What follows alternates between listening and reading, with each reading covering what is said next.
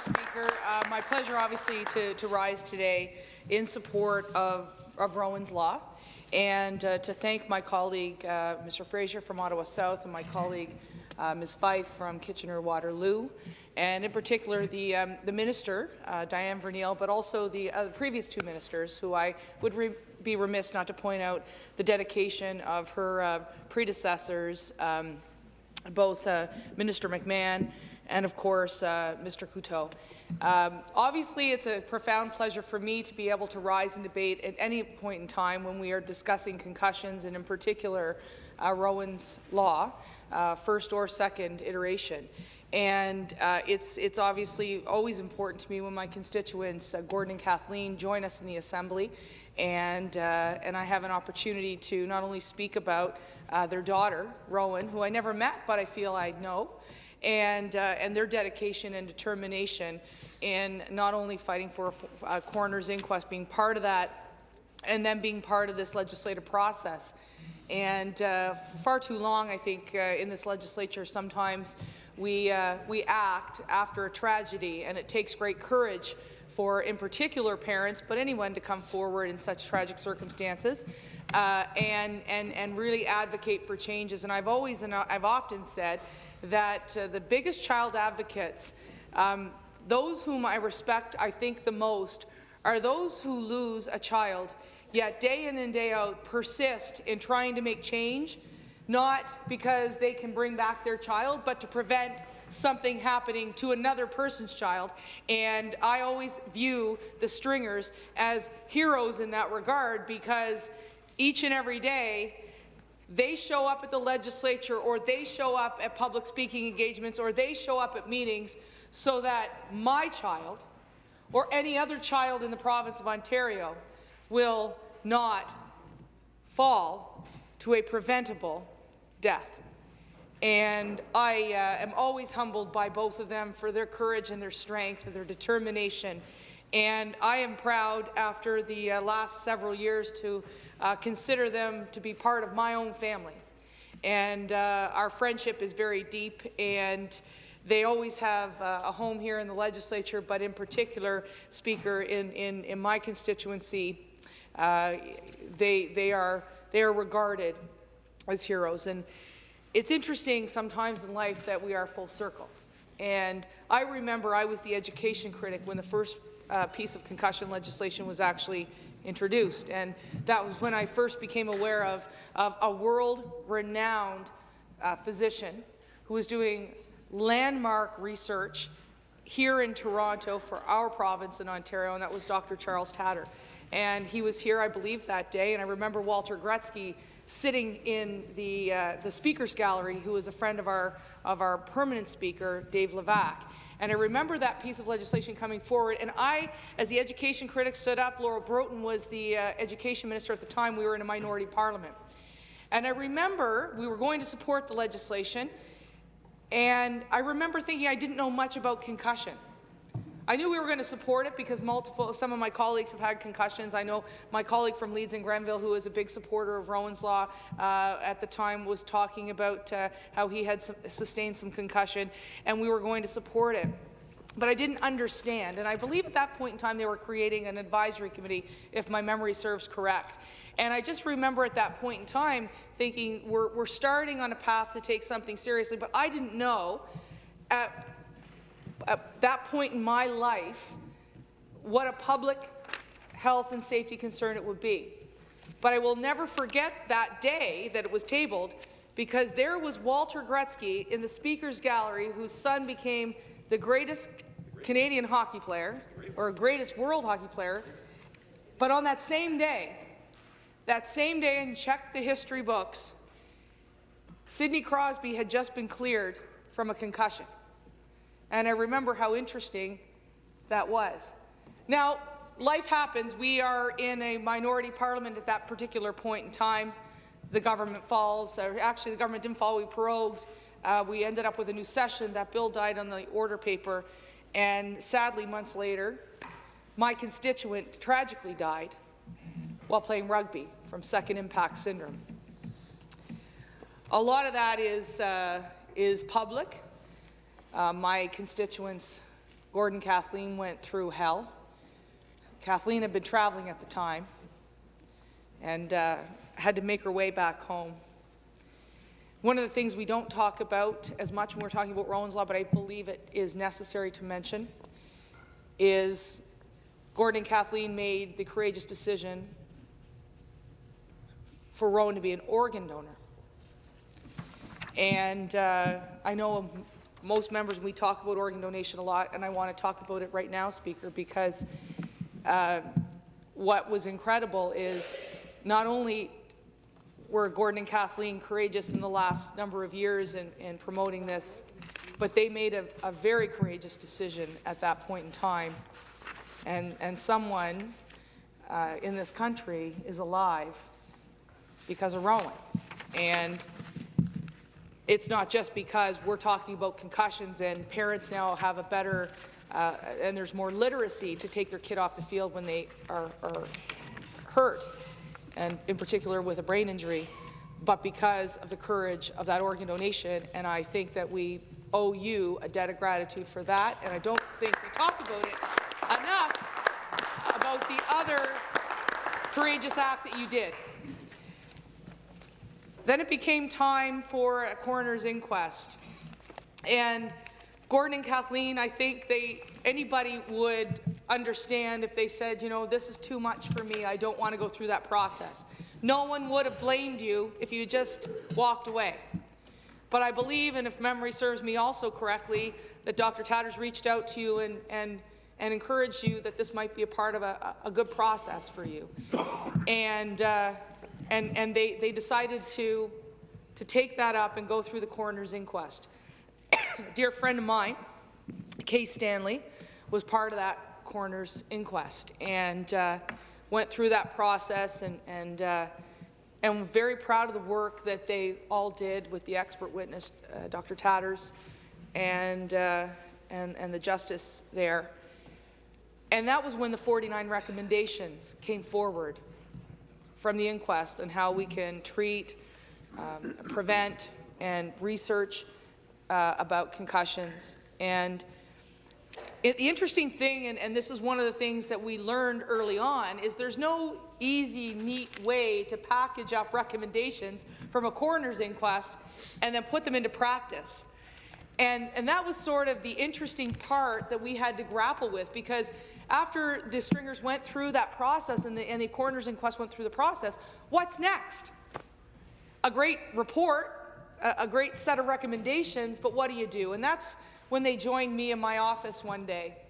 And we were talking about this I think it was last week, Gordon and I, because it was an interesting time actually in my life. And Gordon and Kathleen had come into my office, and my walls had all been stripped bare. I think, Catherine, you and I had this conversation last week too. I had been going through depression and anxiety, and they had come into my office, and I remember looking at them and thinking, I have to help. I don't know how I'm going to do it. But they gave me a sense of drive, and since then they've been back into my office. There's things on the walls again. And they said, well, what should we do? So I said, well, we've got three options. We can get a motion on the floor of the House, which I think I can pass, but there won't be anything called Rowan's Law. We can say we call for Rowan's Law, but it won't be enshrined because a motion in the legislature is non-binding. I said I can put forward a private member's bill, but it's very rare that they pass if it's just by one member. And then I said the third option is something that we might like, and that is to take this set of recommendations, these 49 recommendations, and figure out a way with all party support through 3 private members, 1 from each party, that we can usher through the legislature. And I remember Gordon saying to me at the time, well, Rowan liked to bring people together, so she would like the third option of all the parties working together. And so, you know, that was in June, and we set about to find some suitable co-sponsors, and we were very lucky, and John Fraser was the first, very willing to call my office as a local Ottawa member who had touched by concussion before, had been reading the local news and wanted to act, and was the parliamentary, and probably still is the parliamentary secretary to health, so that was advantageous to us. And then we called a friend of mine from the NDP, Catherine Fife, and asked her to co-sponsor as a mother, former president of the Ontario School Boards Association, which was also fitting, given health care and education sort of intersected. And so we knew at that point in time we had the desire to move forward on these 49 recommendations, but then it became a problem because not all 49 recommendations actually were part of our level of government. We didn't have jurisdiction over all of them. Some of them we could deal with what is called a PPM or some policy initiatives. Other were directives that we could bring forward at the grassroots level, and some of it needed legislation. So that became our challenge with these 49 recommendations: is how do we make a Rowan's Law out of these recommendations that some aren't necessarily related to our level of government, and others don't need to be required in law, but some do. So that's when we settled, as we negotiated, on making this an advisory committee with representation from multiple government agencies so that it could trickle down into amateur sport and through our education system while supporting our healthcare system. And that's what we did. And I remember, and I'll never forget, the day we decided to launch a petition to support this in my constituency. We had several hundred people stand out in the rain for 2 hours in support of this, and I'll never forget. They came from all different athletic backgrounds, and I was most impressed when it wasn't just the rugby community, and I would be remiss not to say thank you so much to the Barrhaven Rugby Scottish. They are incredible, and they have been part of this from day one, and Rugby Canada. And it's easy for a major sports organization to sort of bury their head in the sand, and we have seen that with some professional leagues, that it is easier for them to bury their head in the sand. But if I could stand here today and tell you one organization that chose instead to be proactive and is a leader among leaders, it is Rugby Canada. And they have been there since day one. And if I could appeal to the NHL, to the NFL, to the CFL, and to every pro sports league out there, if you actually care about player safety and player health, then give Rugby Canada a call, because they have been on the forefront of this tragedy, but also the solution that is coming out of the tragedy.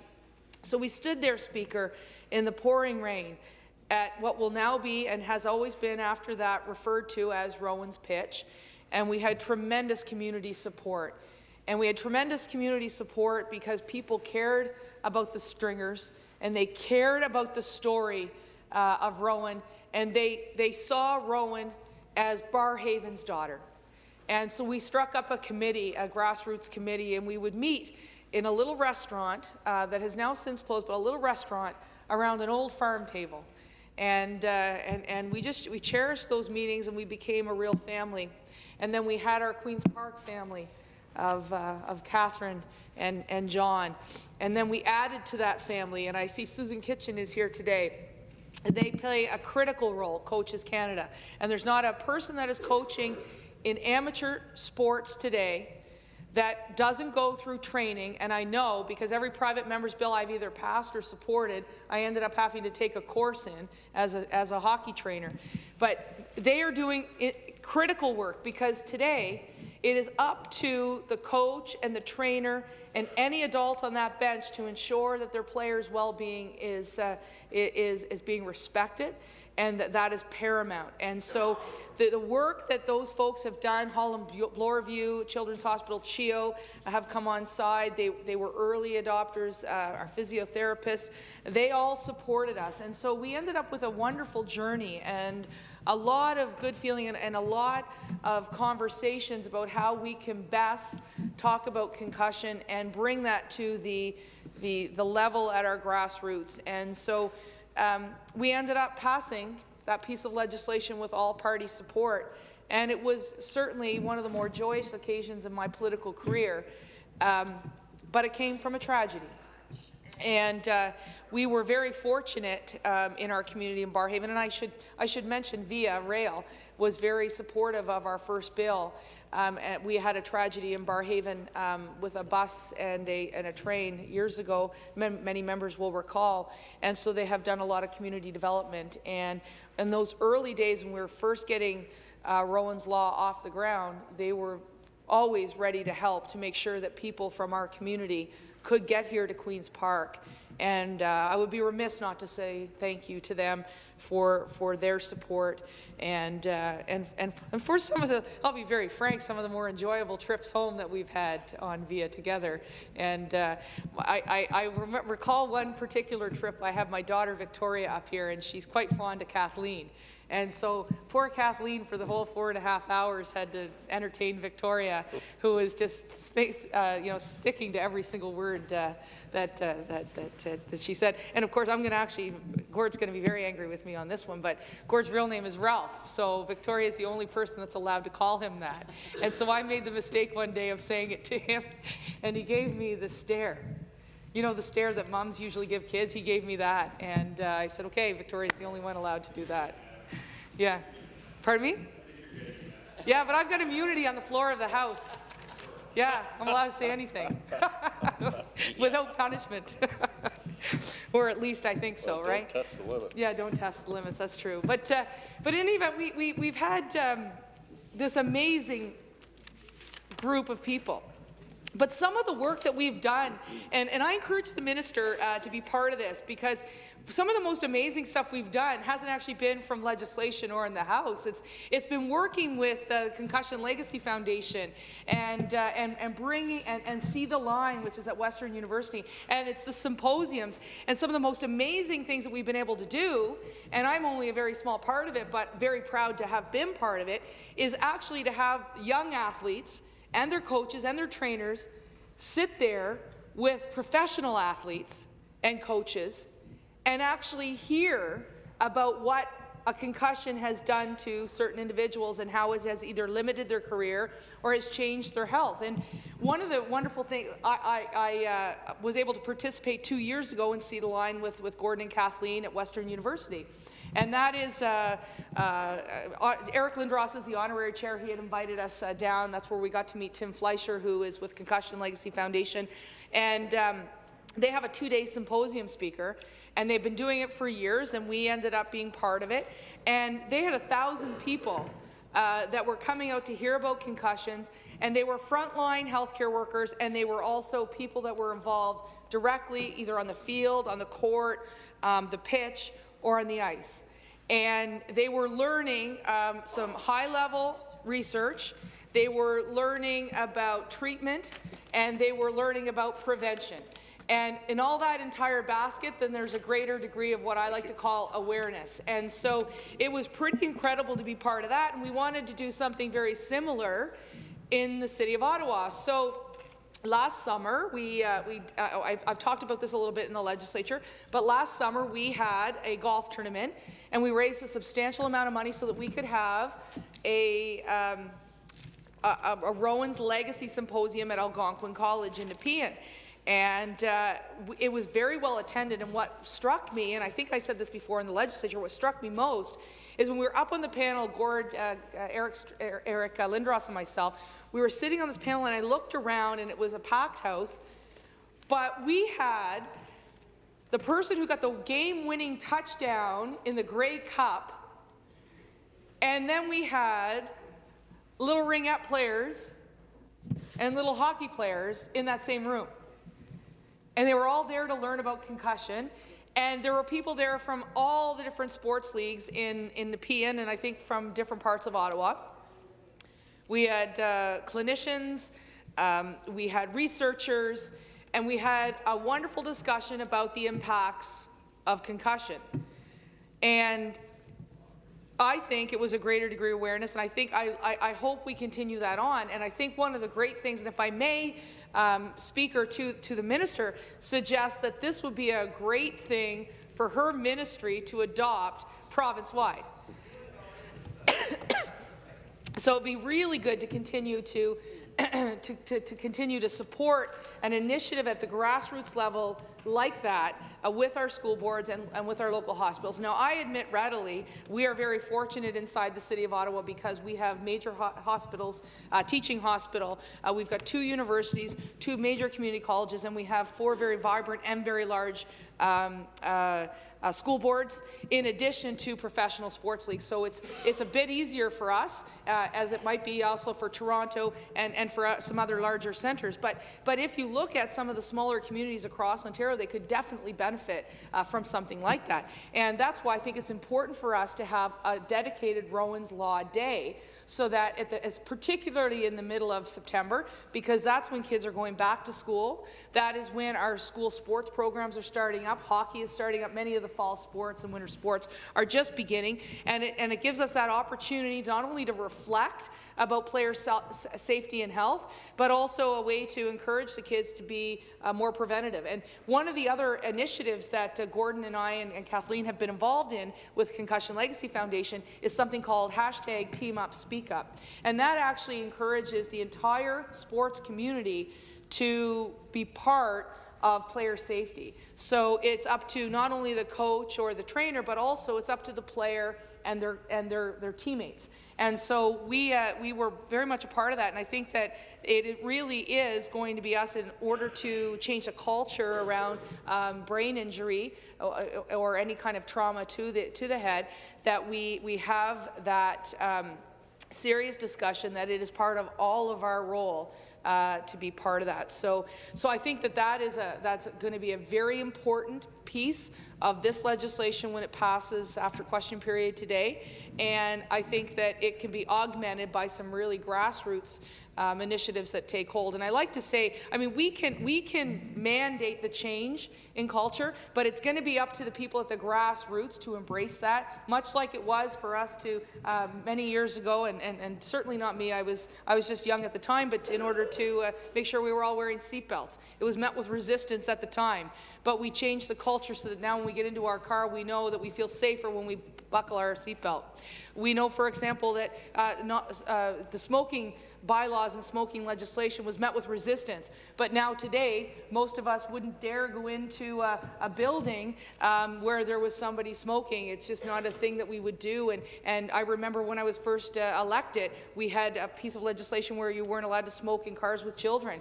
That's a no-brainer today, but sometimes it was met with resistance. Drinking and driving seemed to be okay in the 70s, early 80s. Now it is forbidden. And so with everything, we have to lead the way, but it is up to our communities, and it is up to the people that we represent to also be there with us and to drive that change and to make it taboo. So I think whenever I think about concussion legislation and brain injury, brain trauma, that it really is, we have to lead here, but at the same time we have to have leaders in our community that make sure that change and that cultural shift is happening. And I often remember when we first brought Eric Lindros here, that he was the one that was talking about it's got to be a cultural shift, so that it's not okay to get your bell rung and then go back out on the ice. And I also remember one of the things that he said at the first press conference that he was here, and I thought about it this weekend actually, and Gordon and Kathleen were at the rink with me on Saturday when my daughter was playing, and I was thinking about it because Eric said at the time, and this is a Hockey Hall of Famer, one of the greatest hockey players ever to play, and he said at the time that every game to a 13-year-old girl who's playing ringette is just as important to her as an NHLer in the Stanley Cup. And I never thought about that, really. As somebody who played ringette my whole life and who plays hockey, I never thought about it that way. And then there we are this weekend, and my daughter is in her championship game, and while we were driving to the Minto Arena in Barrhaven, she's like, "Mom, this is like the Stanley Cup of Pee-wee hockey for girls." And they won. They got a gold medal, basically because they've got an awesome trainer, in my opinion. But then I thought, you know what? It's so true that every game for these kids is the Stanley Cup final. And so it's so hard for them to take themselves out of play. So that's why it's important for us as the adults there, and it's important for us as the adults there not only to take them out of play, but to ingrain not only in their heads, but also in their teammates' heads, that if they have a head injury, it is worse than spraining their ankle. And they have to come off and not continue to play until they are medically cleared. Because that game to them, in their day, in their mind, is the most important game of their life. In their life. They don't see 2 days from now. They don't see 2 years from now. To them, it's the instant gratification of being there in that moment. And they don't understand the consequences that a brain injury or brain trauma could bring to them the next day or 2 years down the road. So that's why this piece of legislation is important. And one of the other things that I like to remind people is you cannot put a cast on your head and think that your concussion is going to go away. I can do that, and I've had casts on my hand. I've had knee braces. I've sprained my ankle multiple times playing soccer, and I can put a wrap on it. And I can still sort of walk around. I might need some crutches, but I'm going to mend. Here's the thing with concussions. They might be mild, and you know, in 2 weeks' time, you may have no symptoms and you may be fine. You can have a concussion that is mild or severe, and if you don't take care of yourself, there could be severe consequences. You could end up with depression, down the road maybe CTE, perhaps Alzheimer's. ALS is something they're looking at. And then in this most tragic case, second impact syndrome could lead to death. It could be fatal. So you don't really obviously want to scare an 11 or 12-year-old kid at the rink or at the pitch, but the reality has set in that this isn't just something that we're talking about and trying to spook people about. This is serious. So we have to have that conversation. And one of the things that occurs to me as somebody who's on the bench, and I know, and look, there's a lot of parents around here, and I know Lisa Thompson, her grandson got a gold medal a couple of weeks ago, so she's all about the hockey. And so she's there and she's watching Declan play, and she's got video of this. Oh, that's good. That's good. But I think when we're there now and we're having this conversation and we see a kid fall, my first concern has become, do you have a concussion? And then I rattle off the 5 or 6 symptoms that we know are quite prevalent. And in some cases, I've had to take a kid out of play.